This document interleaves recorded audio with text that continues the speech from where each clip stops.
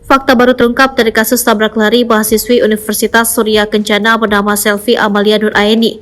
Selvi Amalia Nuraini diketahui meninggal terlindas mobil di Jalan Raya Bandung, Kampung Sabandar, Desa Sabandar, Kecamatan Karangtengah, Kabupaten Cianjur, Jumat 20 Januari 2023. Hal tersebut diungkapkan Ketua Tim Kuasa Hukum tersangka Sugeng Yudi Junadi saat dihubungi melalui sambungan telepon.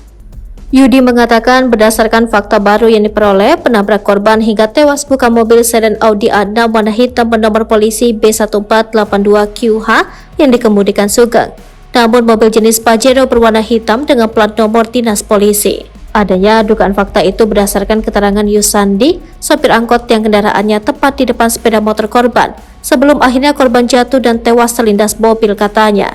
Dalam keterangannya, kata Yudi, sopir angkot itu mengungkapkan kendaraan yang melindas korban hingga tewas merupakan mobil Pajero warna hitam. Sopir angkot ini kita menemukan, sementara penyidik sangat kesulitan untuk mendapatkan keberadaan dari Yusandi ini. Padahal Yusandi ini merupakan saksi kunci, ucapnya.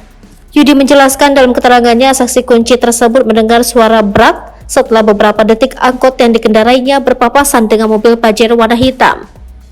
Berdasarkan keterangan itu, kami melakukan penelusuran terhadap mobil Pajero yang diduga menjadi penabrak Selvi Amalia Nuraini hingga tewas di lokasi kejadian, ucapnya.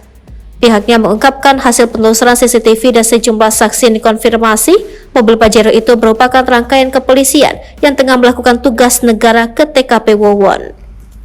Mobil Pajero itu diketahui berplat nomor dinas polisi yakni 81533 yang merupakan kendaraan dengan plat nomor dinas milik Kasat Reskrim Polres Cianjur, katanya. Selain itu, menurut Yudi, ada indikasi obstruction of justice atau menghalangi penyidikan dalam kasus kecelakaan lalu lintas yang menewaskan pemotor Selvi Amalia Nuraini. Dari kecelakaan tersebut, kita menemukan dua aspek, yakni aspek kecelakaan lalu lintas sesuai dengan pasal 310 Undang-Undang Lalu Lintas dan obstruction of justice atau kesewenang-wenangan petugas kepolisian, jelasnya. Dia menambahkan kesewenangan tersebut berupa pelanggaran etika dan pidana, sehingga pihaknya akan terus mendampingi Sugeng hingga ia mendapatkan keadilan. Terlepas fair atau tidak, saat ini prosesnya sudah berjalan. Sugeng sudah jadi tersangka. Sekarang yang akan kita advokasi adalah aspek obstruction of justice atau kesewenang-wenangan petugas, ucapnya. Di sisi lain, Kasat Reskrim Polres Cianjur AKP Septiawan Adi belum memberikan keterangan lebih lanjut di konfirmasi Tribun Jabar terkait adanya fakta baru dalam kasus kecelakaan lalu lintas.